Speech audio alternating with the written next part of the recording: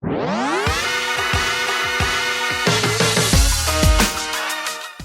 going on, guys, and welcome back to Next Gen Talk TV. I'm your host, Chantze Duckworth, and I'm here with... My name is Cory Booker. I'm a U.S. Senator. I represent the state of New Jersey. Developing on Capitol Hill, U.S. Democrat Senator Cory Booker making history last night. Yeah, Ron is... Now, Mr. Senator Booker, I'm very pleased and honored to be here and interviewing you today here at Essence Festival. So first, let's just jump straight into the business. You gave the longest floor speech with 25 consecutive hours. What were you actually fighting for, and do you see it getting fixed?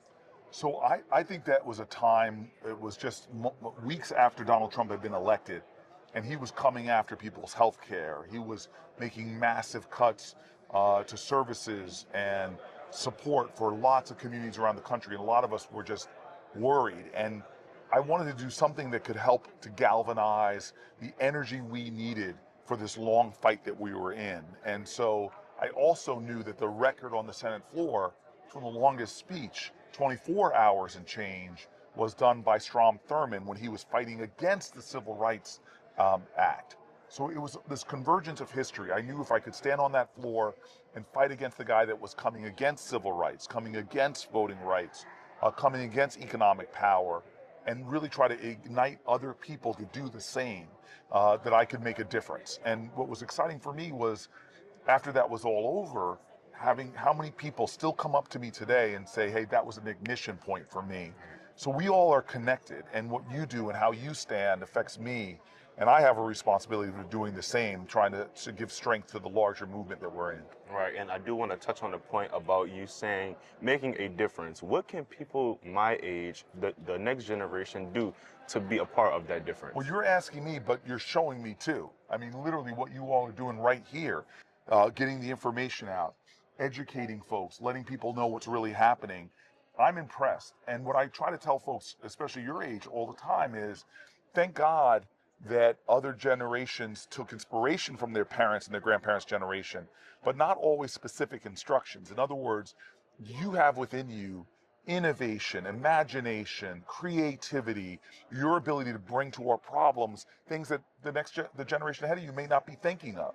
So I just want you to lead. This world needs your genius. It needs your energy. It needs your spirit. It needs your ideas, because we can't keep tackling the problems we have today with the ideas of yesterday that created those problems. We can't keep tackling the problems we have today with the ideas of yesterday that created those problems, or at least allowed them to flourish. We need folks like you. So all I'm saying is, step up and be you. Give this world the best of who you are, and I promise you, with your leadership, we're going to tackle problems and we're going to make advances that other people don't think are possible. Right, and since we are on the topic of the next generation, most times the next generation feels like their voice doesn't really matter in politics. What is your message to those people? I mean, history belies that, because every generation has thought that young people, hey, we're sidelined. And that's not true. I was the youngest person ever elected in my city. They told me, wait your turn. It's not your time yet. I said, no, I got something to offer, and boom, in my 20s, I became elected in my city government. I just swore in New Jersey, a 24-year-old who became mayor of his municipality. I mean, he's just a record breaker. He's a barrier breaker, and showing that young people have things to offer. There's not a campaign in America going on right now for senators, congresspeople, governors, that young people aren't a powerful force within. So I'm sorry, history says that young people have been the center of every great social movement in America. From suffrage to civil rights, young people were there on the front lines. Even the names we herald today, John Lewis. John Lewis was an old man by the time I started serving with him, still a great man, but he started as a teenager, right into Martin Luther King, saying, I have something to offer. So my big urgency to you is, again, young people need to lead. It's your time right now. Don't wait. Yes, sir. And I know one of the biggest things that we are fighting for is justice. Do you think we are close there yet? And what are you doing to make sure we go past that finish line? Listen, justice is never won. Every generation has to continue to fight for it. There is so much injustice in our country right now. from injustice in our criminal justice system to injustice in healthcare to just economic justice. And so it's better than it may have been 60 years ago, but we have a lot of progress that we have to make, a lot of work we have to do. So I'm glad your focus is on that. That's why I went to law school, because of justice issues.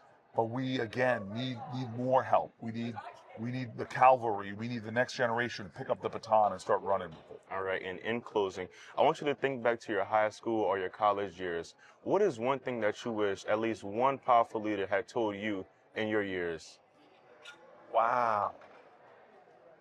Look, I got my my opportunity through sports. I was an All-American football player. I got a scholarship to play out in California, in what was then the Pac-10. And I think that I stressed a lot. Like, I think I over-worried about things. And maybe I just wish I had somebody to tell me, hey, you're enough. You're on the right track.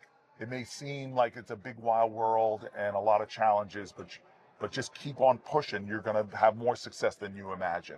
And I can look at you and my brother behind the camera.